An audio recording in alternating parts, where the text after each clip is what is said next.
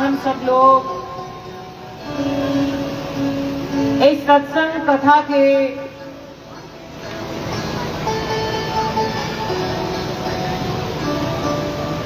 तीसरे दिन में आज हम ब्रह्म पुराण का सार तत्व समझने का, जानने का प्रयास करेंगे। क्योंकि ये जो मनुष्य जीवन है बहुत श्रेष्ठ जीवन है, जिसके लिए बताया गया कि दुर्लभो मानुषो देहो देहिना क्षणभंगुरा तत्रापि दुर्लभम मन्ये वैकुंठम प्रिय दर्शनम। ये जो मानव देही है, ये जो मनुष्य का जीवन आज हमें मिला है बहुत दुर्लभ है, बहुत श्रेष्ठ है। और देखिए जीवन की कोई गारंटी भी नहीं है, कोई भरोसा भी नहीं है जीवन का। इसीलिए हम ऐसा तो कर नहीं सकते कि भाई कुछ वर्ष बाद या वृद्धावस्था में, क्योंकि पता नहीं तब तक हम जीवित रहेंगे भी या नहीं रहेंगे। संतों ने कहा ये तन काचा कुंभ सा लिए फिरे था साथ, टपका लागा फूटिया कछु न आया हाथ। जैसे मिट्टी का घड़ा होता है, कांच का कोई जार होता है, जरा सा ठेस लगे तो चकनाचूर हो जाता है। इसीलिए साधु महात्माओं ने प्रयास किया कि हम सबको जीवन का परम धर्म, जीवन का परम उद्देश्य समय रहते मालूम हो जाए। तो देखिए यहाँ पर गरुड़, ये ब्रह्म पुराण में वर्णन आता है कि एक बार हजारों ब्राह्मण लोग एक साथ एकत्रित होते हैं और वो सब मिलकर के वेदव्यास जी से एक प्रश्न पूछते हैं कि हे महर्षि व्यास, आप कृपा करके ये बताइए कि धर्म तो बहुत है, अलग अलग देवता का मंत्र है, अलग अलग देवी देवता की पूजाओं का विधान है, अपने अपने कुल की रीति के अनुसार व्यक्ति बहुत सारे नियम धर्म निभाता है, पर इन सब का एक ही प्रश्न था कि सबसे परम धर्म क्या है। परम धर्म जिससे कि जीवों को हमेशा हमेशा के लिए दुखों से छुटकारा मिल जाए। कहते हैं जन्म दुखम जरा दुखम, बहुत सारे क्लेश हैं दुनिया के अंदर, लेकिन सभी प्रकार के दुखों से छूटने का उपाय ब्राह्मण लोगों ने व्यास जी से निवेदन किया। तो व्यास मुनि बड़े प्रसन्न हुए और कहने लगे कि हे विप्रो, वैसे तो इस दुनिया में काल सभी को पका देता है, यानी आम का फल लगा है, बहुत सारे फल आए हैं, उसमें अगर कोई तोड़ने वाला ना भी हो तो भी समय उसको पका देता है और गिरा देता है। इसी तरह ये जीवन है, इस जीवन से आप लाभ लेना चाहो या ना लेना चाहो, समय आएगा तो कहते हैं कि हमारे हाथ से ये जीवन चला जाता है। दुनिया की हर वस्तु, कोई भी चीज है संसार के अंदर, दुनिया की हर वस्तु कहते हैं मिटने वाली है, समाप्त होने वाली है।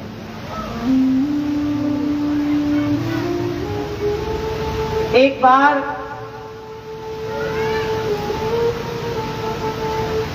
एक नौकर एक अध्यापक के घर में सेवा कर रहा था, साफ सफाई कर रहा था। तो कोई बहुत बड़ा, बहुत सुंदर, बहुत कीमती एक जार, एक मटका जो 100 पीस था, वो रखा हुआ था और उस साफ सफाई में टूट गया, उससे गिरा और टूट गया। जब वो टूटा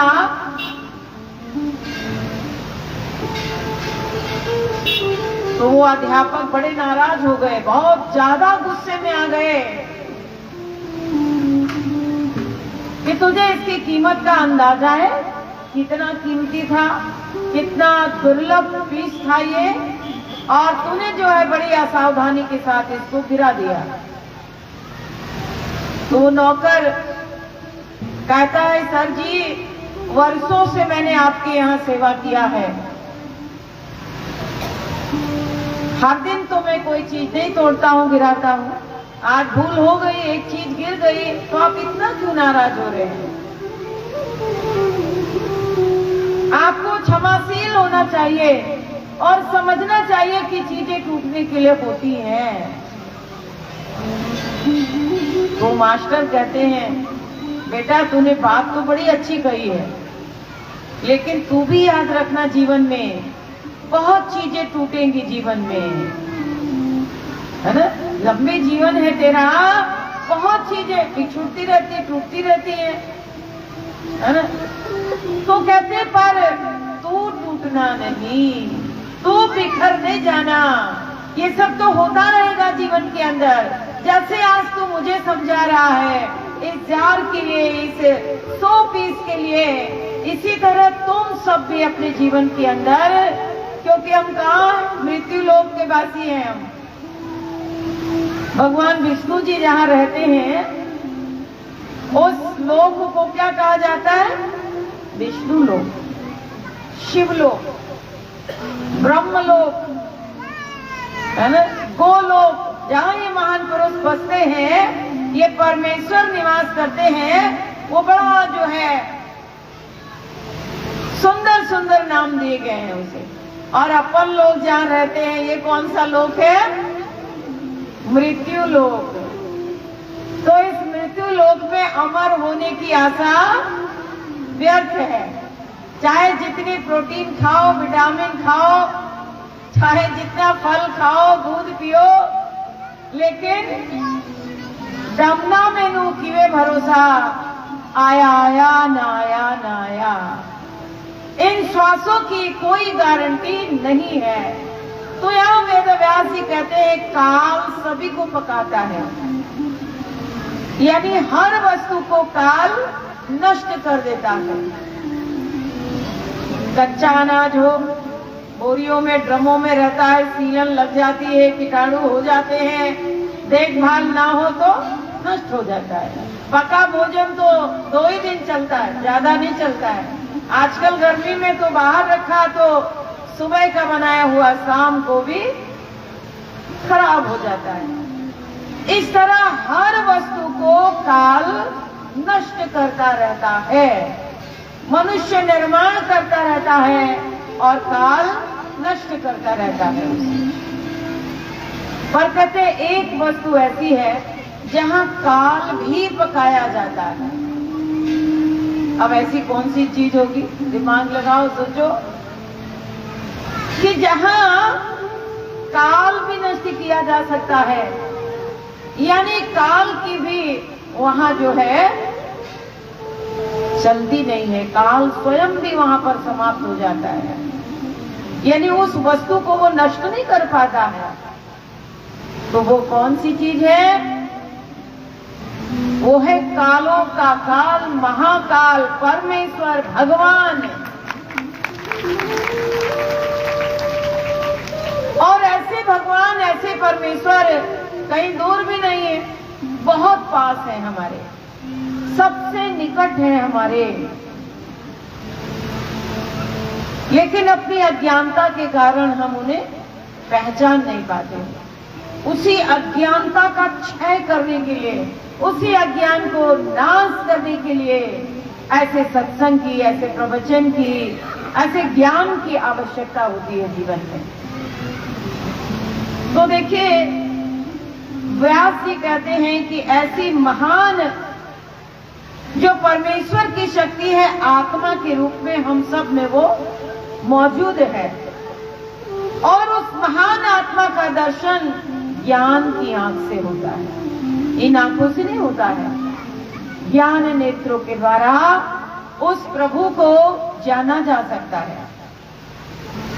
इस विनाशशील शरीर में जो भी साधक ज्ञान दृष्टि के द्वारा परमेश्वर का साक्षात्कार कर लेता है, वह मोक्ष को प्राप्त कर लेता है।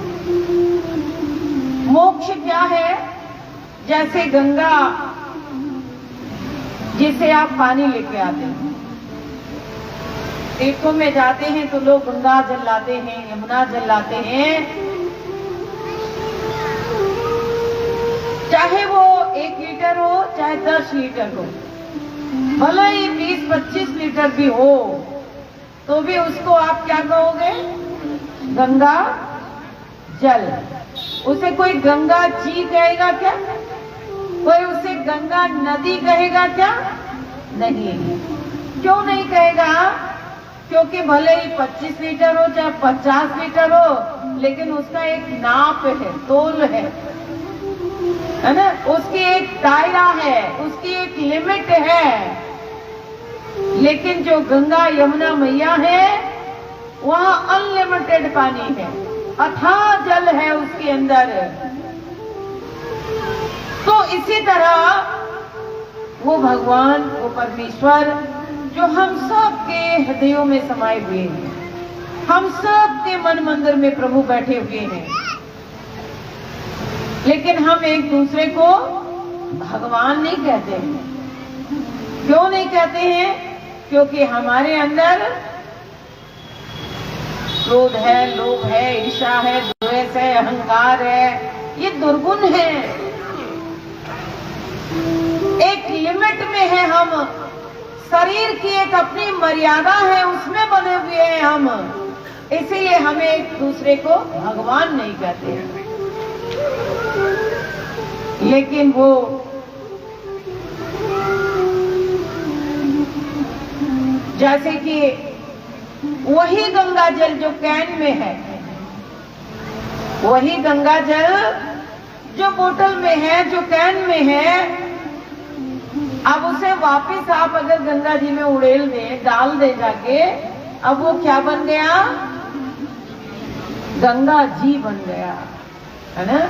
जो अभी तक गंगा जल कहा जाता था, अब वो गंगा जी बन गया, अब वो गंगा नदी हो गया।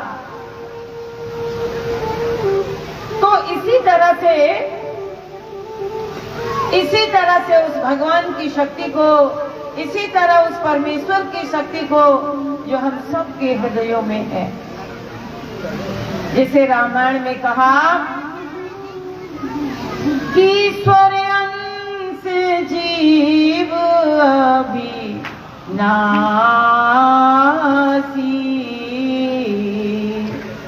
चेतन अमल राज शुक्रा,